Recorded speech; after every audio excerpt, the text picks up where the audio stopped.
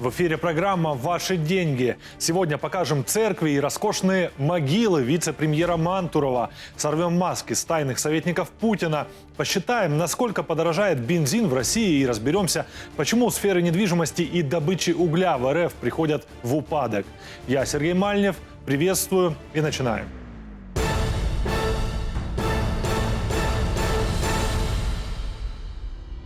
Уникальный памятник российской коррупции вскоре появится в Подмосковье. Вице-премьер-министр Денис Мантуров за ваши деньги строит себе храмовый комплекс. Кроме церквей, на секретном объекте также возводят роскошные склепы для самого Мантурова и его родни. Подробнее про это далее. Осквернение главной русской скрепы, многомиллиардные доходы, гребущиеся буквально КАМАЗами, и официальный статус богатейшего российского чиновника. Мне точно нечего скрывать. Путинский вице-премьер Денис Мантуров отличился новым олигархическим бзиком, а именно строительством храма и некрополем под ним для себя любимого. За образец взяли церковь в Карловых Варах. Впрочем, у храма Мантурова есть особенность – подземный склеп для жертвователей и их семей. Даже не склеп, а целый некрополь, как называют его подрядчики стройки. Но была проблема. В дачном поселке Мантурова на такой храм не было места. Подобные мелочи путинских чиновников не останавливают. Пока на Геббельс ТВ пропагандисты всех мастей, от Путина до Соловьева, вбивают в головы россиян скрепу о неприкосновенности в Великой Отечественной и дедах, которые воевали. Нельзя шутить над тем, что является святым для российского народа. Нельзя шутить над войной, нельзя шутить про религию. Боярам можно не просто шутить, а буквально уничтожать символы священной для российского народа войны. Причем делается это под прикрытием заботы о другой, уже религиозной скрепы. Тогда стройку решили организовать в городском лесопарке поблизости. Правда, с этим тоже возникли сложности. На подходящем месте недавно высадили молодой лес в память о ветеранах.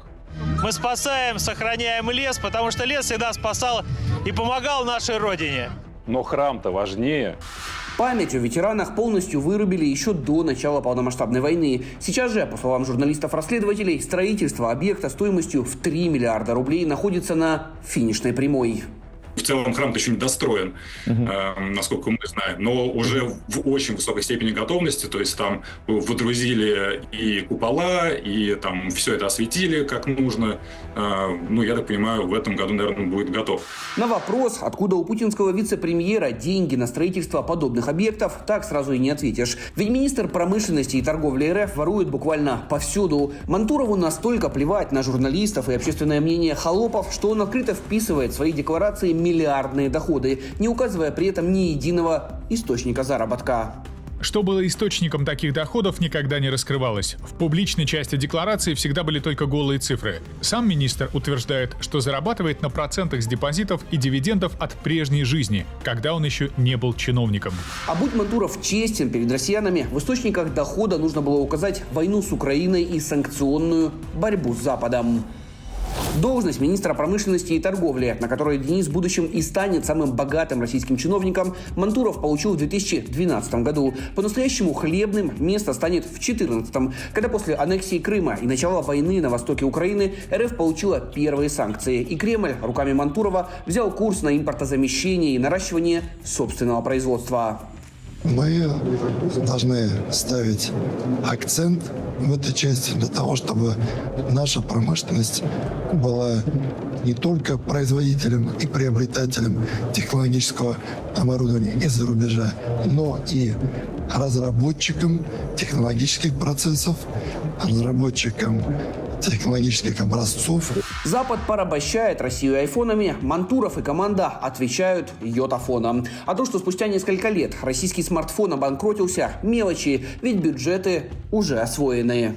Где этот самый российский смартфон? Как я понимаю, вы его сделали. Да, мы его сделали. У него 2 экрана. 100% российское изобретение. А детали? А детали, к сожалению, иностранные. В Кремле опасаются своей зависимости от Запада в сегменте авиаперелетов. Фиксики во главе с Мантуровым берутся за модернизацию и импортозамещение деталей пассажирского самолета «Сухой Суперджет». Итог – серия катастроф, в том числе с десятками жертв.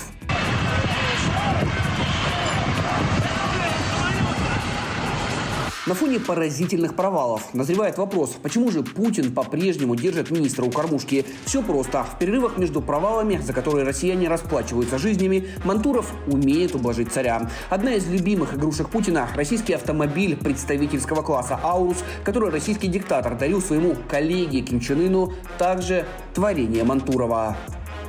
Денис Валентинович, можно сказать, что в том числе это и ваше детище, проект «Аурус». Вы довольны им? Я доволен.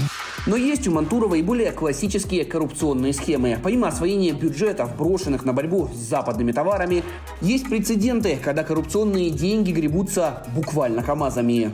Семье Мантурова принадлежал большой особняк, здание, бизнес-центр даже, наверное, скорее, чем особняк в центре Москвы.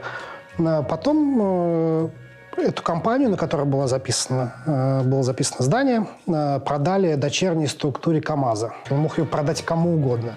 Он мог выйти на рынок, выставить объявление на Авито или на ЦИАН и попытаться там продать это здание. Но нет, он пошел и продал государственной корпорации, которую сам же курирует. Мантуров – типичный представитель путинского окружения. Наворовав миллиарды при жизни, он возомнил себя средневековым аристократом, которому после смерти положено упокоиться в дорогущем склепе.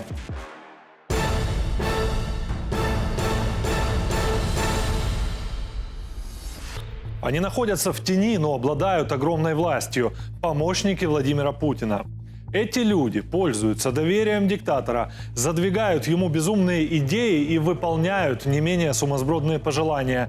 При этом практически не появляются в публичном пространстве. Кто эти серые кардиналы власти и насколько щедро Путин оплачивает их работу, в то время как простые россияне еле-еле сводят концы с концами. Раскрываем этих героев и их роскошную жизнь. Кто стоит за кулисами российской политики и вкладывает безумные идеи в голову российского диктатора? В моем ближайшем окружении нет чиновников. И, надеюсь, никогда не будет. Они все коллеги, но я ни с кем не сближаюсь и не собираюсь сближаться. В тени официальных лиц и громких заявлений скрываются те, кто формирует стратегию и направление России. Их имена редко звучат публично, но их влияние ощущается повсеместно. Есть такая фраза «короля делает свита». Люди, которые окружают верховного правителя, формируют его идеологию и влияют на принимаемые им решения. Они служат чуть ли не теневым правительством и имеют огромное влияние. Решающая роль в нападении на Украину в 2022 году была за параноидальными друзьями президента РФ, среди которых был и Николай Патрушев, председатель Совета Безопасности и коллега Путина по КГБ с 1975 года. Начиная с 90-х, Патрушев будет идти по стопам Путина. В 98-м он его сменит на посту начальника Главного контрольного управления президента, а уже через год займет кресло директора ФСБ. Полковник Путин пост сдал.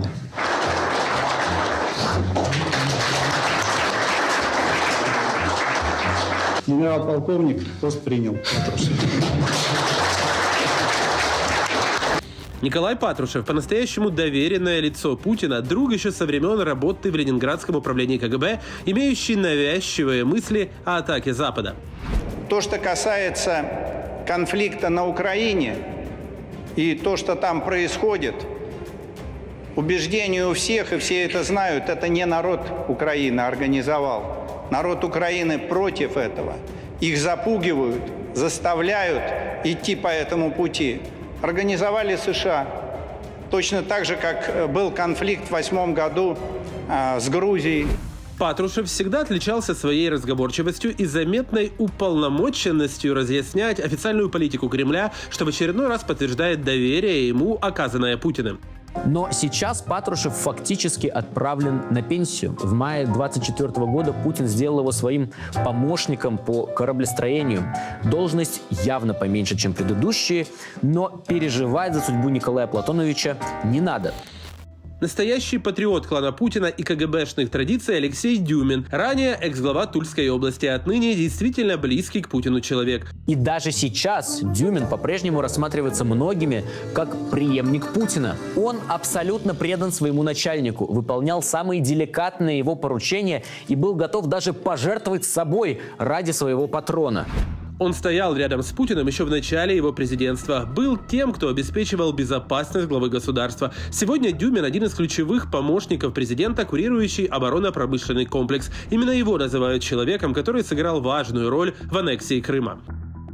Путин подарил ему место поближе к себе, назначив на должность помощника президента. Теперь Дюмин курирует вопросы оборонно-промышленного комплекса и спорта, а также занимает пост секретаря Госсовета.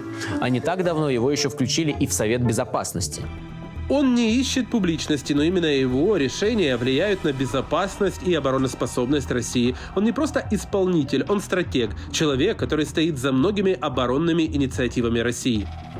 Дюмин беспрекословно следует всему, что говорит Путин, и пользуется его большим доверием. И в статусе помощника президента решает множество важных вопросов. Депутат Госдумы Елена Ямпольская в мае 2024 года была назначена советником президента по вопросам культуры. Ранее она возглавляла комитет по культуре в Госдуме и известна своими инициативами по защите русского языка и традиционных ценностей. Елена Ямпольская. Когда-то она была простой журналисткой и театральным критиком, писала книги, возглавляла газету «Культура». А в 2018 году возглавила комитет Госдумы по культуре. К этому моменту Ямпольская уже сумела отметиться своими противоречивыми взглядами и высказываниями. Ямпольская, как председатель комитета Госдумы по культуре, активно поддерживает российскую агрессию против Украины, оправдывая действия армии ссылками на защиту культурных ценностей и исторического наследия. Советницей президента Ямпольская стала в прошлом году. Теперь свои бредни она вкладывает в голову Путина. А попутно пишет доносы и выступает с новыми репрессивными инициативами. Ее не увидишь на линии фронта, но именно ее заявления и инициативы формируют культурную оправдательную базу военной агрессии. За такую активность Ямпольская попала в санкционные списки США, Великобритании и ЕС.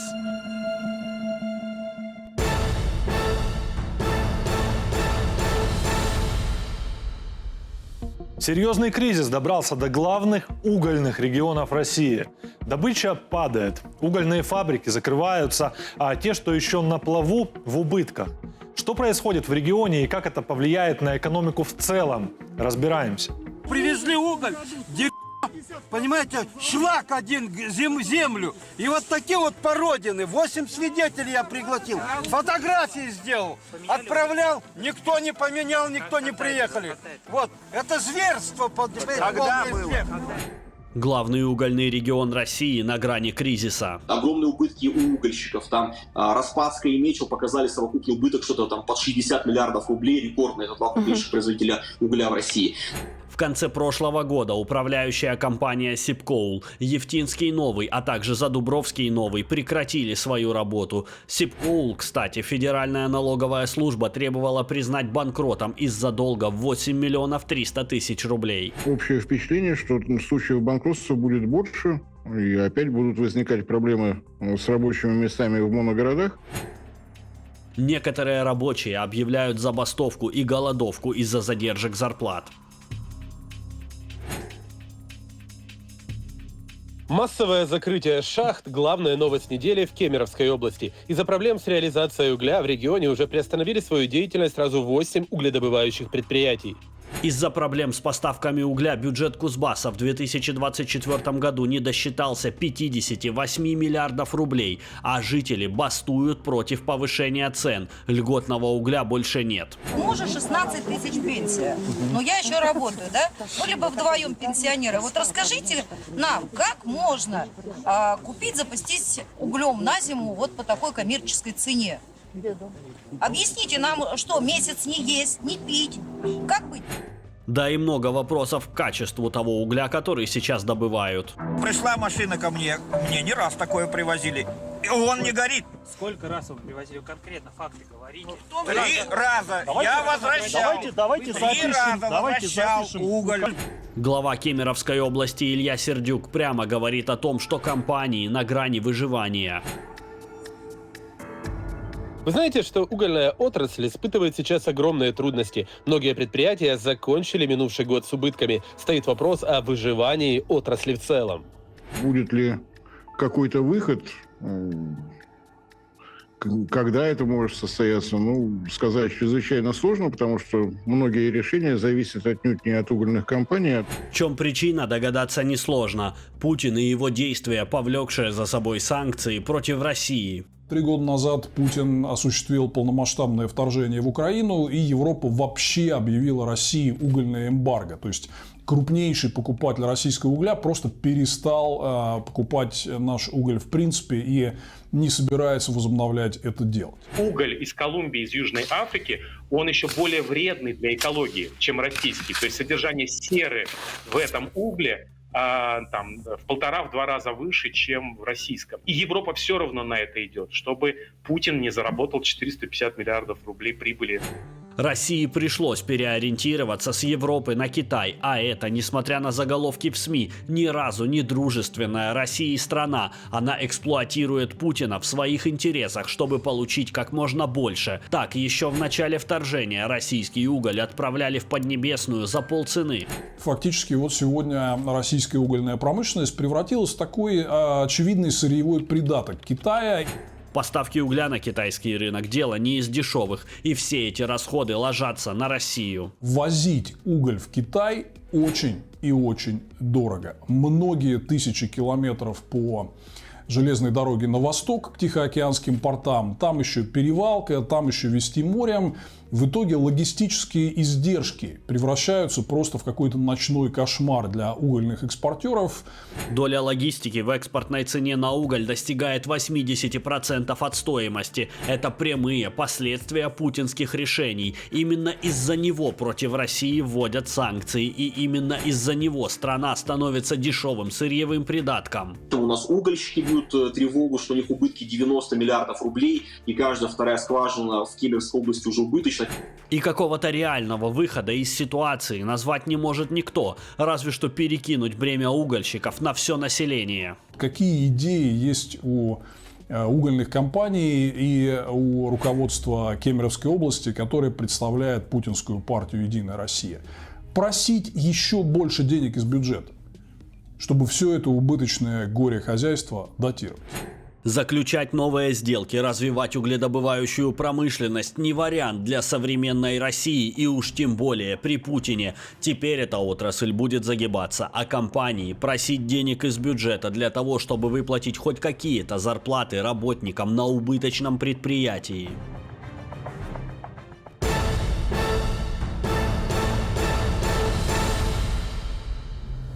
Не лучше, чем в угледобывающей отрасли, обстоят дела и в сфере недвижимости. С начала 2025 года ситуация в строительной отрасли России обострилась. Сразу несколько крупных застройщиков оказались на грани банкротства. Около 60% объектов не распроданы. Однако, несмотря на спад объема продаж, застройщики пока не спешат делать скидки. И этому есть одно простое антинародное объяснение. Показываем, как вас снова обманывают. Российский рынок недвижимости на грани краха. Мы наблюдаем, собственно говоря, разгар кризиса, о котором говорили еще в середине 23-го, когда предупреждали, что санкции, введенные против страны-агрессора, которая напала на Украину и желала остаться безнаказанной, рано или поздно догонят рынок недвижимости. Те россияне, которые уже влезли в ипотеку, утопают в долгах, не справляясь со своими финансовыми обязательствами. Просроченная задолженность по ипотеке в РФ достигла почти 100 миллиардов рублей. Это исторический максимум. Как пишут кремлевские медиа, еще в 2024 году долги выросли на 63% и достигли 95 миллиардов рублей и продолжили расти. У среднестатистического россиянина, если выехать даже за Московский округ, Московскую так званую область, они не могут себе позволить платить по тем счетам, да, что требуют застройщики на первичном рынке. Они не могут себе позволить дешевую недвижимость. К рекордным долгам по ипотеке привели снижение реальных доходов россиян, безумная инфляция и общая экономическая нестабильность. Но на самом деле задолженность по кредитам не главная проблема. Отмена льготной ипотеки буквально парализовала российский рынок недвижимости.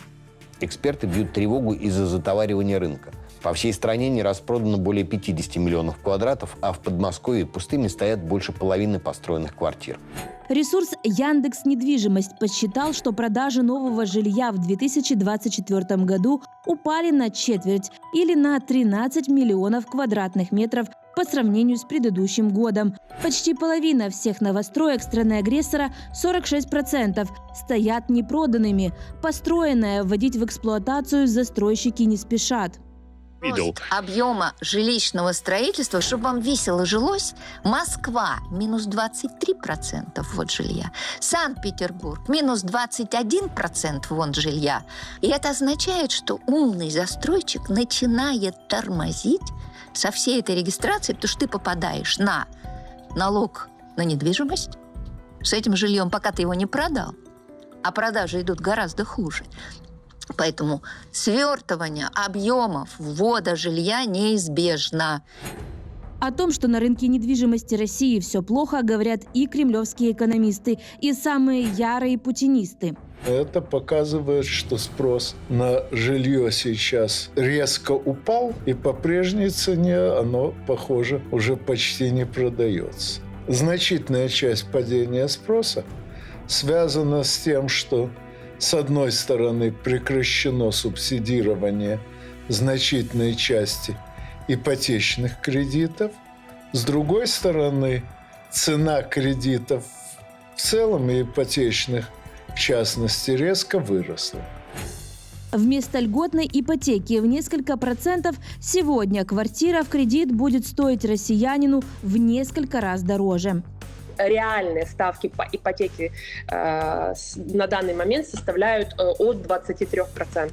И они повышаются буквально каждый месяц. Вот если мы проследим динамику с ноября по февраль, ноября 24 по февраль 25, мы увидим, что 23-24%, которые были в ноябре и шокировали россиян, в феврале это уже 28,5, 28,65 по ключевым банкам, которые кредитовали первичный рынок недвижимости.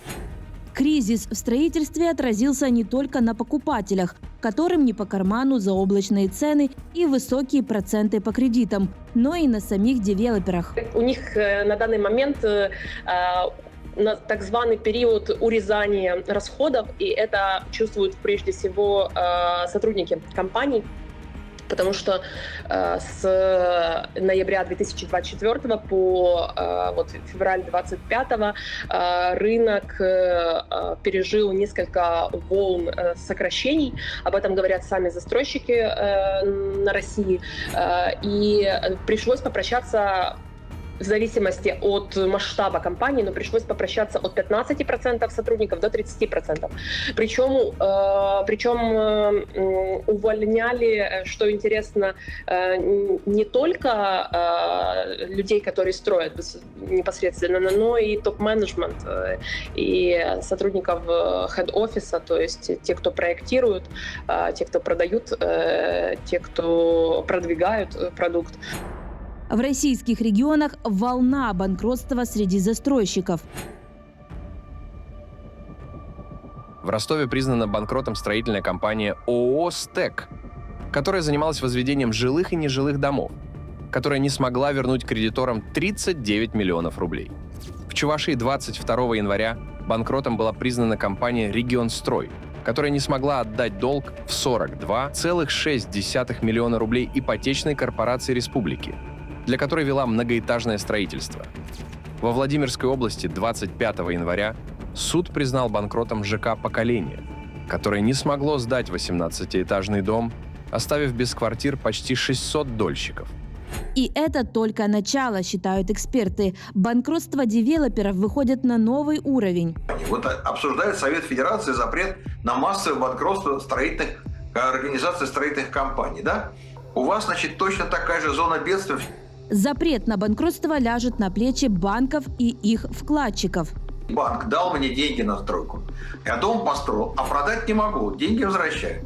Ты говоришь, ну извини, срок действия кредита истек, давай возвращай деньги. А ты говоришь, я не могу. Тогда ты как банк говоришь, я тебя объявляю банкротом, я у тебя отниму эти дома и буду продавать по дешевке, чтобы хоть какие-то деньги вернуть. А строитель говорит, не, мне Совет Федерации ввел мораторий, и ты в суд придешь, и тебя пошлют куда подальше с твоим исковым заявлением, и у тебя иск не примут, и меня банкротом не объявят, потому что меня Совет Федерации защитил. Тогда кто оказывается пострадавшим? Банк. Он деньги дал, деньги не получил. Куда идет дальше банк? Он приходит к своему вкладчику и говорит, милый, ты извини, конечно, но мне ввели мораторий, я тебе деньги с твоего вклада вернуть не могу.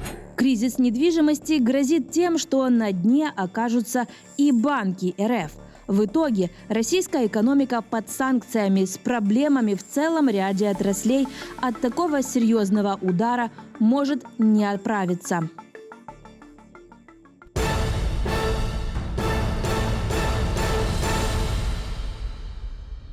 Уже в самое ближайшее время в России сильно подскочат цены на бензин, предупреждают экономисты. Почему это неминуемо произойдет и насколько больше придется платить всем автомобилистам? Показывай. Постоянные удары ВСУ по российским НПЗ привели к незначительной нехватке топлива и росту цен в РФ.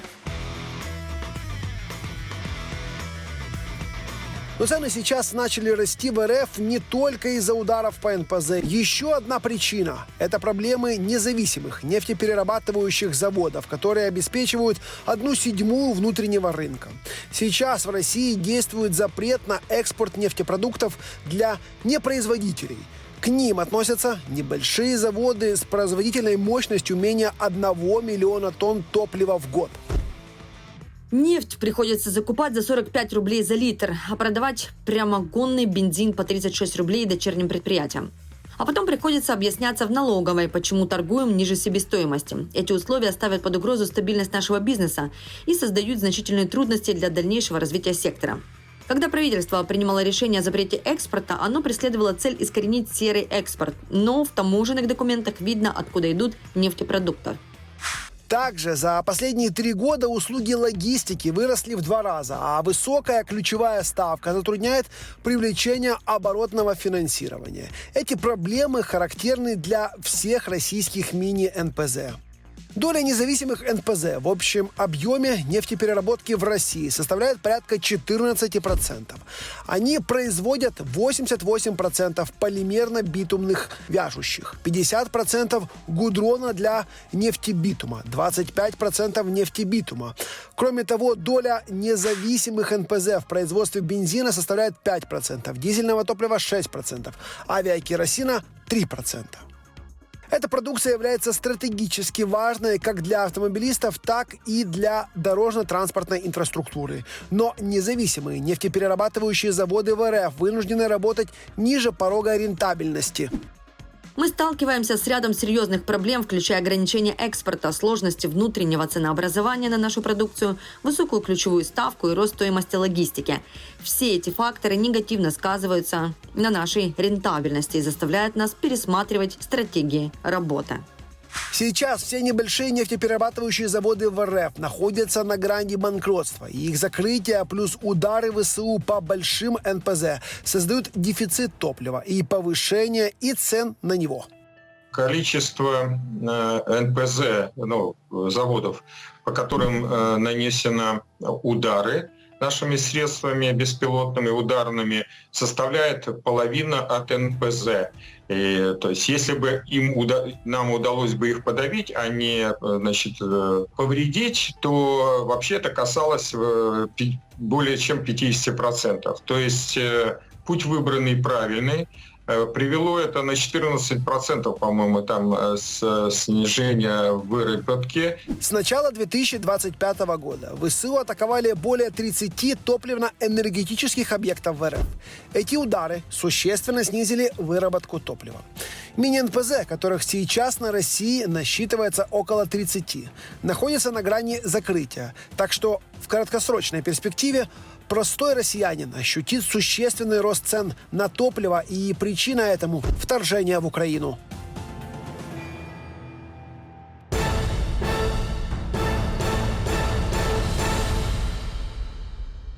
Это была программа «Ваши деньги». Показываем правду про то, как преступный режим Путина и его война делают всех простых россиян беднее. Спасибо, что смотрите нас. Эфиры еженедельно по вторникам в 18:00 только на телеканале Freedom.